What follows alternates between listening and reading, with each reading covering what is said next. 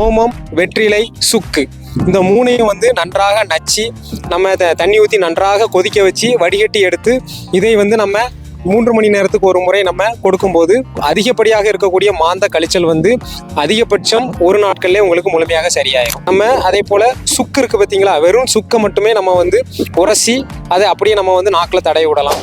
வெறும் சுக்கை மட்டும் தட்டி நம்ம தண்ணியில் போட்டு நல்லா கொதிக்க வச்சு அதில் தேவையான அளவுக்கு வெல்லம் சேர்த்து அதையும் நம்ம உள்ள வந்து கொடுக்கலாம்.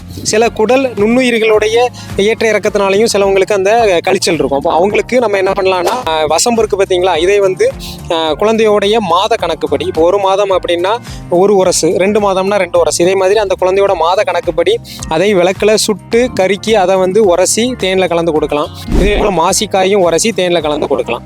இது வந்து இப்போ நம்ம சொல்லியிருக்கிற ஒவ்வொரு விஷயத்தில் நீங்கள் அனைத்தையும் சேர்த்து செய்தாலும் நல்லது தான். ஏதாவது ஒன்று உங்களுக்கு எது கிடைக்குதோ அதை செய்தாலுமே நன்றாக வேலை செய்யும். ஆனால் மாந்த கழிச்சலுக்கு முக்கியமாக சுக்கு வந்து சேரணும்.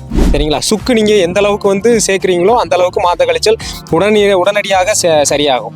இப்போது இந்த மாந்த கழிச்சல் போயிட்டு இருக்கும்போது குழந்தைகள் எதுவும் சாப்பிடாம இருக்குது. அப்போ வந்து குழந்தைகளுக்கு வந்து நீர் சத்து குறைபாடு ஏற்பட்டு குழந்தை வந்து ரொம்ப தளர்வாகும். அப்போ அவங்களுக்கு என்ன பண்ணணும் அப்படின்னா, நம்ம அவங்க வேணும்னு சொல்கிறாங்களோ வேண்டான்னு சொல்கிறாங்களோ, ஆனால் கண்டிப்பாக அரிசி பொரிச்ச தண்ணி, இப்போ அரிசி பொரிச்ச தண்ணி அப்படின்னா அரிசியும் ஜீரகத்தையும் லைட்டாக சட்டியில் போட்டு வறுத்துட்டு அதில் தண்ணி ஊற்றி நல்லா கொதிக்க வச்சு அதை வடிகட்டி கொடுக்குறது அரிசி பொரிச்ச தண்ணி. இதை வந்து நம்ம சங்கலை எடுத்து குழந்தைகளுக்கு நம்ம ஊற்றி விட்டலாம்.